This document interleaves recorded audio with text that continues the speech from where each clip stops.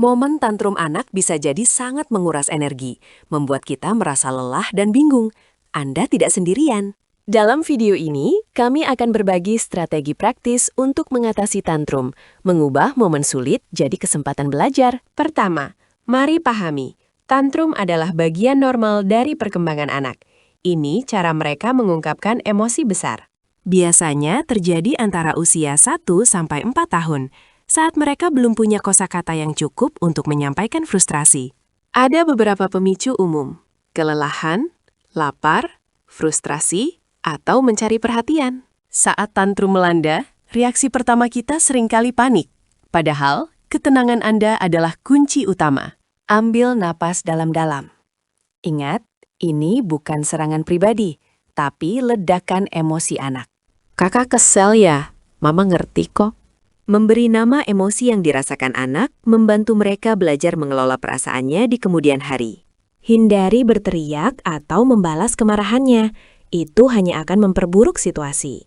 Pastikan anak aman. Pindahkan benda berbahaya di sekitarnya atau bawa anak ke tempat yang aman.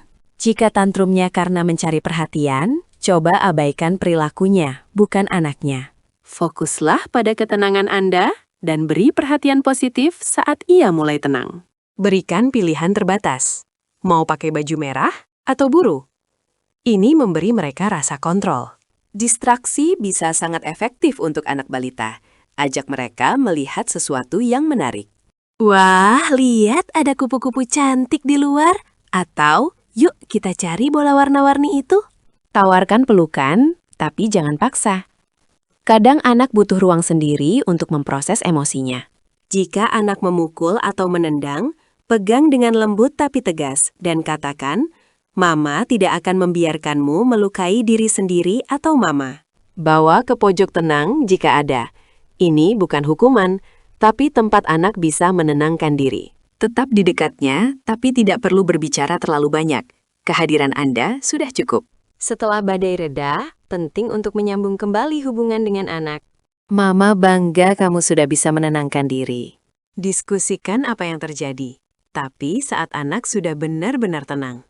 Tadi kakak marah karena tidak boleh makan permen ya? Bantu anak menemukan cara yang lebih baik untuk mengekspresikan keinginannya.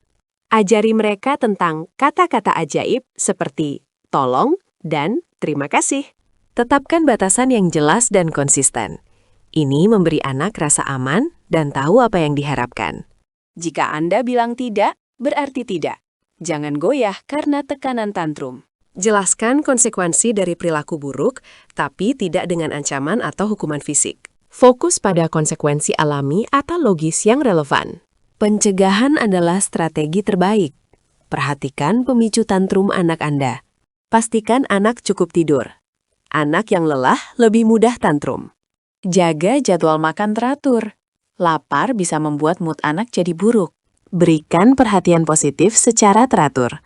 Pelukan, pujian, atau waktu bermain khusus. Isi tangki perhatian mereka agar tidak perlu mencari perhatian dengan tantrum.